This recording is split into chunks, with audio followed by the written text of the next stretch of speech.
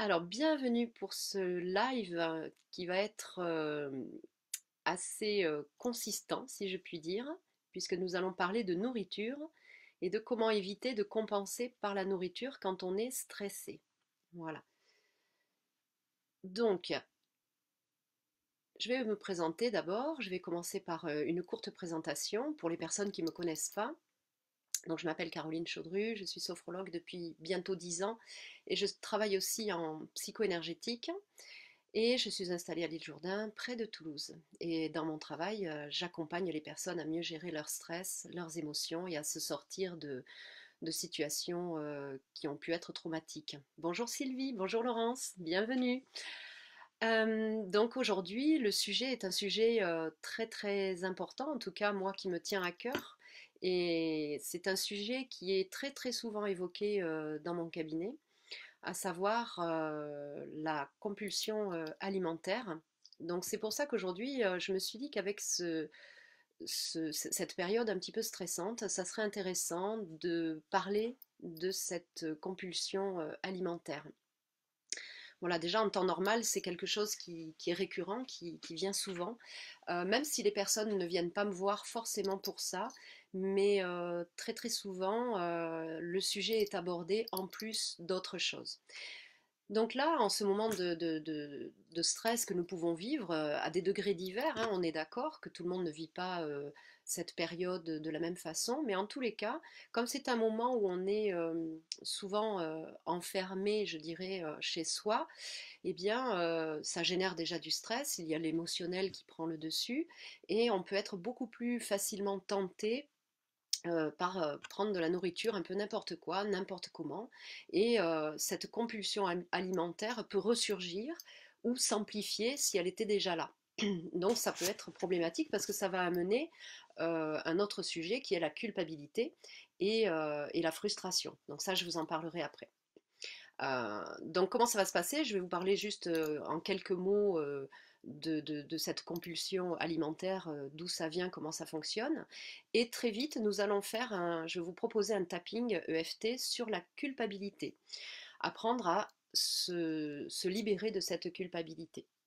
Voilà, donc je pense que ça a pu vous arriver, euh, quelle que soit la période, quel que soit le stress que vous avez vécu, mais voilà, peut-être de vous sentir fatigué et de compenser par une sucrerie ou par un aliment comme ça en dehors du repas et de prendre un petit peu n'importe quoi, d'aller piocher dans le placard ou le frigo et de manger un peu n'importe quoi.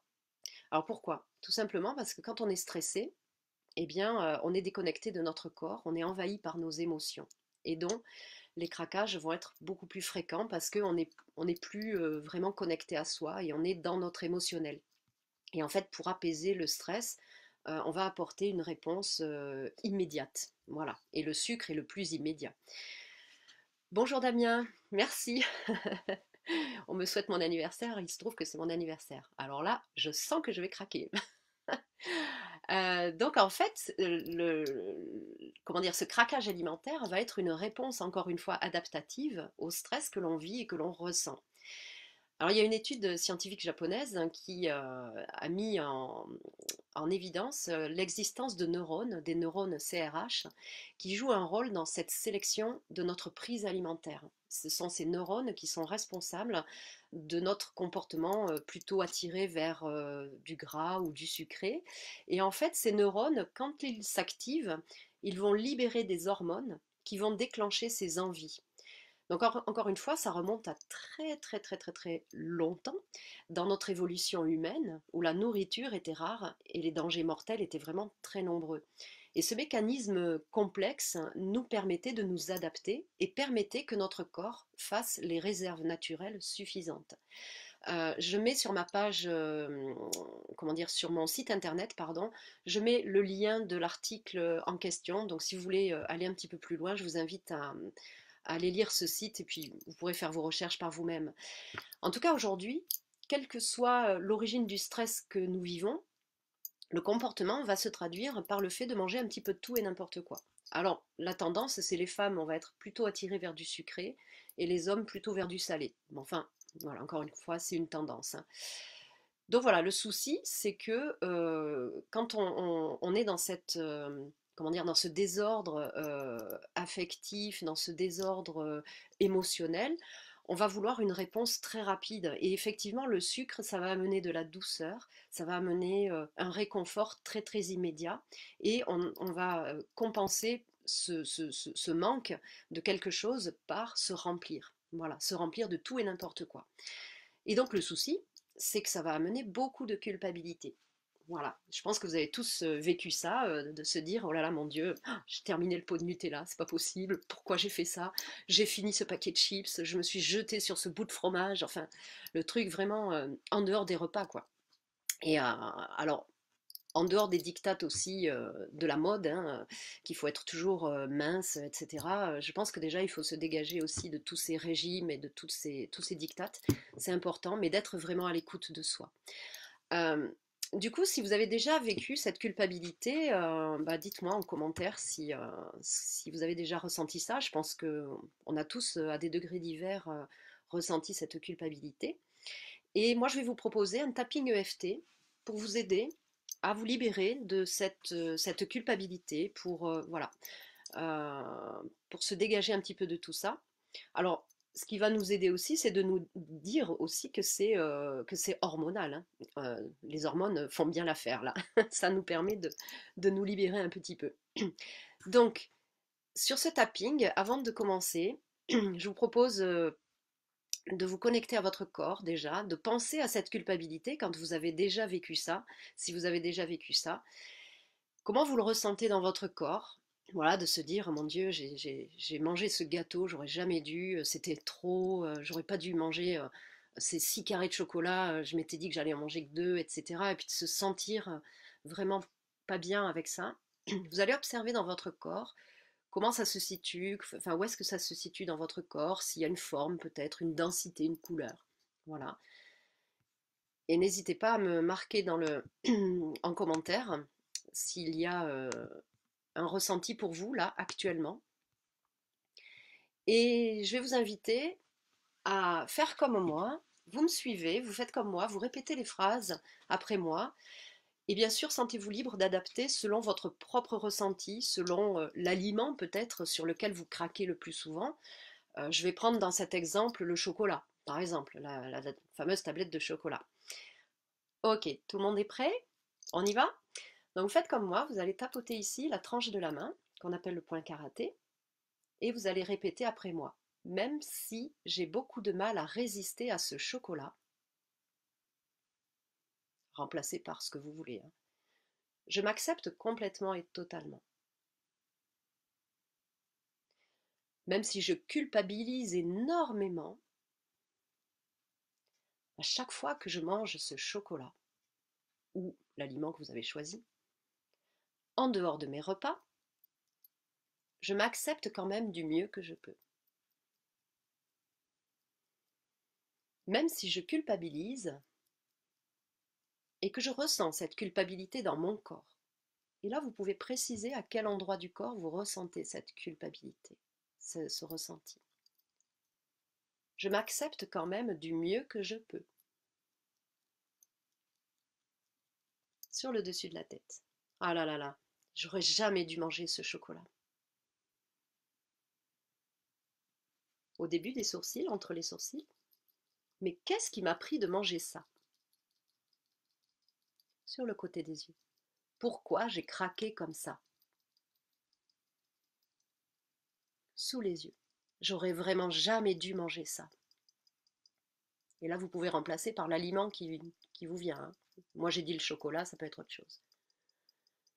Sous le nez. Qu'est-ce que je m'en veux maintenant? Creux du menton.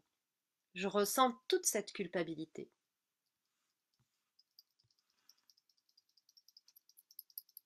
Sous les clavicules. Toute cette culpabilité dans mon corps.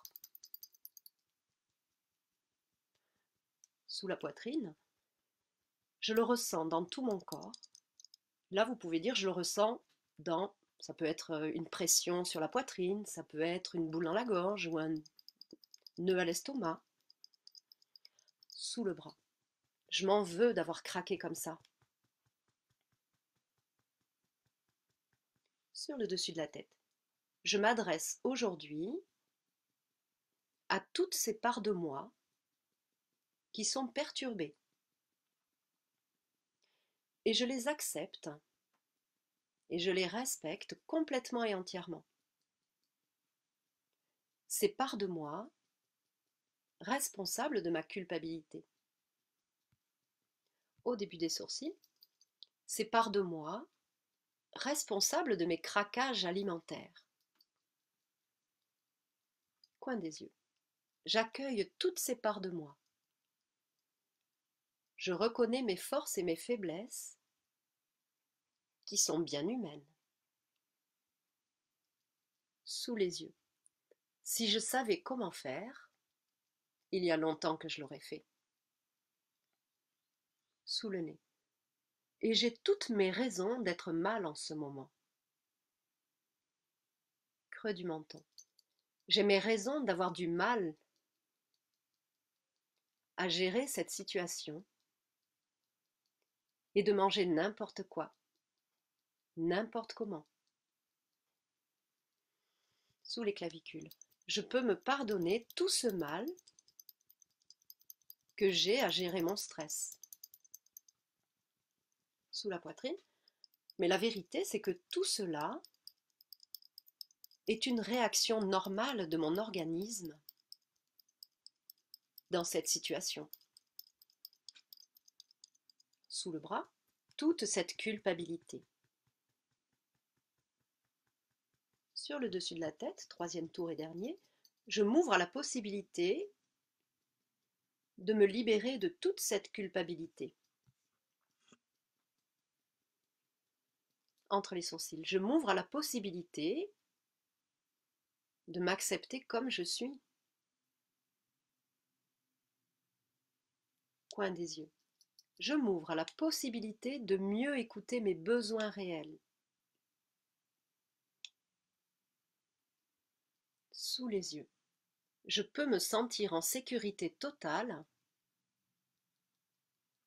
en lâchant cette culpabilité et toutes mes peurs. Sous le nez, c'est OK pour moi de me libérer et de lâcher cette culpabilité. Quelle qu'en soit l'origine et tout ce que cela fait remonter. Creux du menton. Je libère et je lâche toute cette culpabilité. Sous les clavicules. Je lâche et je laisse partir toutes les racines profondes de cette culpabilité et de comment cela s'est formé au fil de mes expériences passées. Sous la poitrine, je libère et je lâche tout inconfort dans ces situations où j'ai l'impression de perdre le contrôle. Sous le bras, je choisis d'être calme et sereine. Et on termine sur le dessus de la main. Je choisis l'apaisement, je choisis de m'écouter, je me sens en totale sécurité et c'est OK pour moi. On peut cesser le tapping, prendre une profonde inspiration, se laisser souffler profondément. Si vous avez un petit verre d'eau à côté, je vous invite à boire un tout petit peu et à me dire comment c'est pour vous. Bonjour Gladys, merci. Laurence, pas du tout. Alors ça faisait référence à quoi, ce pas du tout? C'est peut-être le je m'accepte. Ça c'est difficile en fait à dire. L'idée, quand on dit la phrase je m'accepte complètement et totalement, ça veut dire que j'accepte le fait que je vive ça, que j'ai ça en moi. Ça ne veut pas dire qu'on accepte la situation. C'est deux choses vraiment différentes. Et c'est pour ça que je mets beaucoup de guillemets. Je dis toujours je m'ouvre à la possibilité de m'accepter du mieux que je peux. Voilà. On fait toujours ce qu'on peut, évidemment. Voilà. Est-ce que vous avez des ressentis par rapport à ce qu'on vient de faire? Alors le tapping que je vous ai proposé là, bon, est assez général, hein. Il est bien évident que si on travaillait ensemble, on creuserait un tout petit peu, on irait un petit peu plus loin, hein. Ah oui, la culpabilité, d'accord, pas du tout. Oui, c'est ok. On peut ne pas se sentir coupable, hein, bien sûr. Ça peut être dans d'autres circonstances, hein, effectivement. Mais j'ai parlé de culpabilité parce que c'est vraiment, comment dire, un sentiment et une émotion qui revient, allez, 99 fois sur 100 par rapport au fait de craquer d'un point de vue alimentaire. Alors je parle de l'aliment, mais ça peut être aussi un verre d'alcool, hein. Il y a des personnes qui vont rentrer du boulot fatiguées et qui vont se servir un petit verre de vin en préparant le repas, etc. Donc on peut le faire une fois de temps en temps, mais peut-être pas toutes les fois. Sylvie, du soulagement, super. Laurence, je ne fais que bailler, ouais, c'est normal. Ça, comment dire, on fait travailler notre système énergétique et ça détend beaucoup. C'est pour ça que rien que le fait de tapoter, de stimuler ces points d'acupuncture, amène beaucoup, beaucoup de détente, même si on le fait sans rien dire. Par exemple, quand on est un peu énervé ou en colère, ou bon voilà, eh bien, ça, ça, ça amène vraiment du relâchement en fait. Voilà. Bonjour Agathe. Pas de sentiment de culpabilité, mais un inconfort postérieur. Ok, tout à fait, je comprends. Voilà, non, c'est vrai qu'il n'y a pas forcément la culpabilité, donc tant mieux, hein, c'est super. Euh, Est-ce que vous auriez besoin d'aller un tout petit peu plus loin dans le tapotement, puisqu'on a un petit peu de temps? Est-ce que vous auriez besoin qu'on tapote sur autre chose, d'autres sentiments, peut-être Laurence, Agathe, qui n'avait pas la culpabilité, quand il y a ces craquages alimentaires, d'abord, est-ce que ça vous arrive, vous, quand vous êtes stressé, voilà, d'ouvrir le placard, de manger un peu n'importe quoi, et que après, justement, ça soit pas forcément confortable. Alors, c'est peut-être pas forcément de la culpabilité, hein, il peut y avoir autre chose. Voilà, je sais pas si vous avez envie d'aller un tout petit peu plus loin dans le tapping, ou si je continue et qu'on aborde la suite, parce que là, on a un peu de temps, donc c'est assez rapide. Alors, le tapping que je vous... Bonjour Sophie. Oui, voilà, exactement. Quand on s'ennuie, moi je suis un peu comme ça aussi. Quand je m'ennuie, enfin, on a tendance à manger un petit peu plus que d'habitude. Voilà, la compulsion. Donc, Agathe, ce qui serait intéressant, c'est de me dire à quel moment la compulsion. Sophie me dit quand je m'ennuie. Voilà, c'est souvent quand on s'ennuie. Ça peut être quand on est fatigué ou énervé. Ça m'amène à la suite. J'enchaîne un tout petit peu. Ouais, les commentaires arrivent pas. Bon, d'accord. Oui, oui, bah, je les lis en temps réel. Enfin, j'essaye. Ça, pour moi, ça arrive comme ça. Oui, disons que voilà, de tapoter, c'est très bien. Permet d'apaiser, de faire retomber tout de suite une intensité qui peut être assez forte. Mais il est bien évident que c'est pas forcément suffisant, quoi. Ce qui permet d'aller plus loin, c'est que il va falloir chercher à identifier quel est le besoin qui n'est pas satisfait. Voilà, le sentiment de remplissage. C'est ce que je disais au début. En fait, on a besoin de se remplir de quelque chose. Mais ça veut dire qu'il y a un des besoins primaires qui n'est pas entendu, qui n'est pas satisfait. Donc en fait, l'idée, ce serait de trouver le moyen de mieux s'écouter, et c'est là que la sophrologie va intervenir et va être un bon accompagnement. Pourquoi? Parce que la sophrologie va nous aider à être à l'écoute de notre corps et de nos besoins réels. Alors les besoins réels, nos besoins principaux, ça va être la nourriture, ça va être le repos, les loisirs, ça va être la sécurité, l'affection et la reconnaissance. S'il y a un de ces domaines-là dans lequel on n'est pas à l'aise, ou on n'est pas reconnu et satisfait, eh bien on va compenser par des comportements qui vont pouvoir nous faire dériver. Voilà. Euh, ok, sentiment de remplissage. Donc la chose à faire, c'est de se mettre un petit peu plus à l'écoute de soi. Alors évidemment, c'est un entraînement. C'est évident qu'on ne va pas se poser, se dire, voyons, quel est le besoin qui n'a pas été satisfait? C'est pas aussi simple que ça. Mais en prenant l'habitude, par cette introspection et par la relaxation physique et mentale, de laisser venir ce qui nous vient à l'esprit, Et puis en étant accompagné par un thérapeute, hein, bien sûr, on va prendre conscience, par exemple, que le besoin de reconnaissance n'est pas tout à fait satisfait. Alors ça, c'est souvent au travail. On est parfois avec des personnes autour de soi, des patrons qui peuvent être pas très bienveillants, quoi. Et du coup, on n'est pas reconnu à notre juste valeur, ou en tout cas ce que l'on souhaiterait. Il peut y avoir aussi une surcharge de travail qui fait que on va être fatigué et usé, etc. Il peut y avoir l'ennui de son travail, l'ennui de son couple, l'ennui de l'endroit dans lequel on est. En ce moment, on peut être aussi dans l'ennui d'être toujours chez soi. Même si on peut sortir un peu, on s'ennuie facilement. Donc voilà, il y a vraiment ce travail-là qui est intéressant à mener, de se mettre à l'écoute de nos besoins et de voir si, d'identifier si nos besoins sont satisfaits ou pas, et d'aller chercher nos ressources grâce à tous ces outils, que ce soit la sophrologie ou autre, hein. Moi, je parle de sophrologie parce que c'est ce que je connais bien. Euh, voilà, ça peut être aussi du yoga, ça peut être de la gym, enfin, tout un tas de choses, quoi. Euh, En tout cas, la première chose à faire, c'est accepter. D'accepter, de se consacrer d'abord un peu de temps pour soi, de mettre le travail de côté, de s'octroyer des moments vraiment de pause, mais accepter aussi nos moments de faiblesse.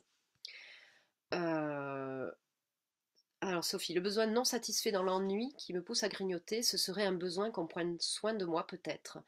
C'est fort possible, oui. Oui, parce que l'ennui, peut-être que tu t'ennuies aussi quand tu es toute seule ou que tu n'as pas les enfants, ou même avec les enfants, mais il peut y avoir un sentiment de solitude intérieure. On peut être entouré de plein de monde et se sentir seul. Effectivement, on va compenser par du sucré, par de la douceur, par quelque chose qui va amener ce cocooning en fait. Ça peut être ça, je dis ça comme ça, hein, bien sûr, mais voilà, reconnaissance dans tous les domaines, oui, tout à fait. Bonjour Frédéric. Ok.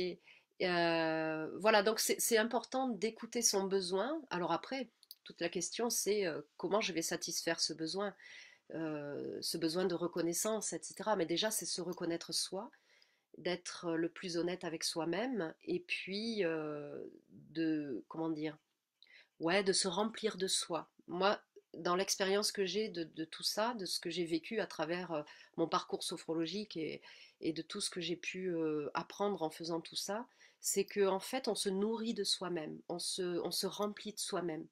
Et quelque part, on n'a plus besoin d'aller chercher en dehors, à l'extérieur de soi, quelque chose qu'on a en soi.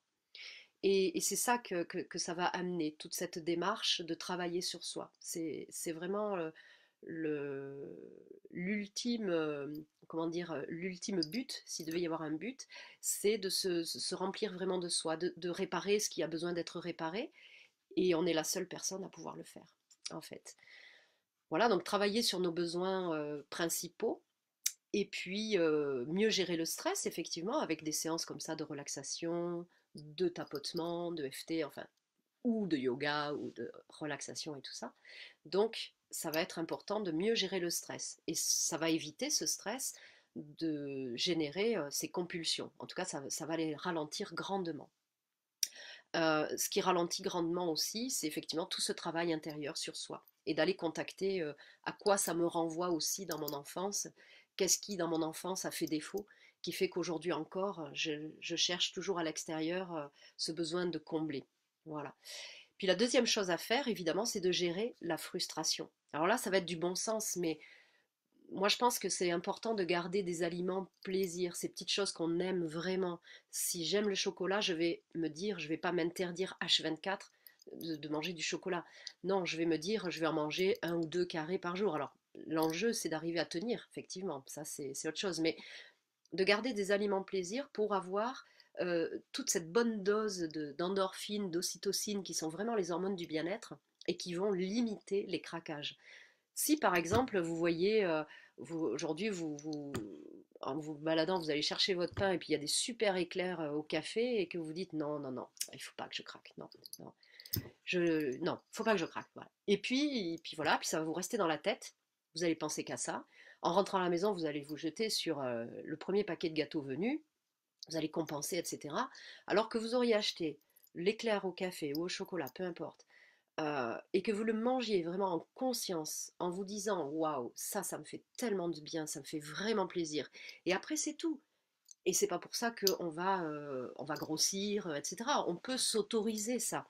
Et c'est ça qui est important parce que il faut se donner ce plaisir-là parce que sinon on va être en stress et on va avoir ça constamment dans la tête et du coup on va plus penser qu'à ça et à la moindre occasion on va craquer et alors là ça va être multiplié par 2, 3 ou 4 quoi.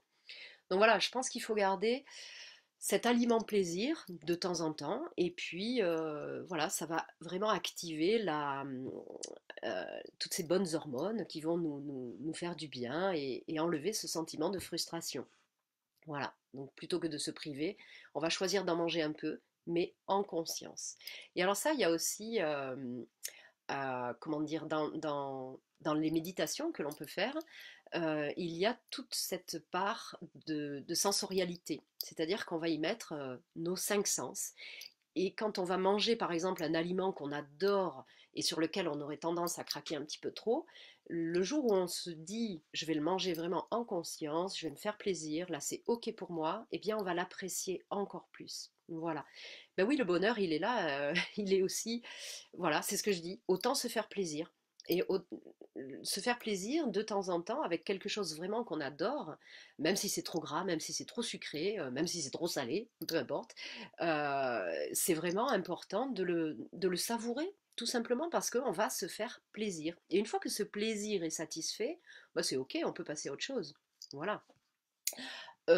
Ensuite, pour éviter cette frustration et puis cette compulsion, les outils de respiration, de cohérence cardiaque sont très utiles. La respiration bougie, que je vous avais montré déjà dans les précédents lives, et vous allez le retrouver, la respiration bougie, je l'ai mis sur ma chaîne YouTube. Si vous voulez le faire, ça dure à peu près 10 minutes, vous pouvez le refaire. Ça permet de se relaxer, et là aussi, ça permet d'activer toutes ces bonnes hormones du bien-être, du bonheur, du plaisir, etc. Donc dès qu'une envie se fait sentir, et bien plutôt que d'ouvrir tout de suite les placards et de se jeter sur le truc, hop là, on prend le temps de respirer. Au besoin, on tapote. Alors ça fait un peu bizarre de tapoter comme ça devant son placard, mais bon, vos maris vont se dire mais qu'est-ce qu'elle fait? C'est pas grave, vous tapotez, vous allez dans la chambre et vous passez à autre chose. Voilà, vous tapotez en disant non, non, même si ce gâteau me tend les bras, je m'accepte quand même comme je suis. Et puis tous les points, vous dites ce gâteau qui m'attend, oh là là, qu'est-ce que j'ai envie de le prendre. Et puis au fur et à mesure de tous les points, au fur et à mesure, vous dites tout ce que vous ressentez. Et à un moment donné, vous allez sentir que l'intensité s'apaise. Donc ça, de tapoter, de faire la respiration bougie, de se relaxer, en fait, ça va vous aider à gérer le stress. Voilà. Oui, Laurence, personnellement, ouais, dans cette période, c'est vrai qu'on apprécie davantage nos petits péchés mignons. Je trouve que c'est une période en ce moment où on a le temps d'ailleurs de cuisiner en conscience, on a le temps de préparer ce qui est bon pour soi et de faire attention. Alors c'est ça qui est important, c'est de bien structurer les journées, mais aussi les repas. C'est-à-dire de réfléchir, on a le temps de préparer nos menus, on en a encore la chance de pouvoir faire nos courses, je pense qu'on trouve tous les aliments dont on a besoin. Donc voilà, de préparer des repas et avec peut-être une fois dans la journée ou tous les 2 jours, enfin je sais pas, selon le rythme qui vous convient, mais de garder ce fameux aliment plaisir. Alors le garder vraiment pour, euh, pour l'apprécier et le savourer encore plus. Voilà. Et puis de temps en temps, ça peut être intéressant effectivement de se poser et de faire ce travail sur soi, faire cette introspection pour aller écouter nos besoins. Ce que je disais tout à l'heure, d'aller rechercher un petit peu là où ça pourrait faire défaut. Voilà. Donc le tapping que vous avez fait là tout à l'heure, vous pouvez le refaire. Si vous en avez envie, je peux vous l'envoyer écrit. Je peux vous en faire un écrit.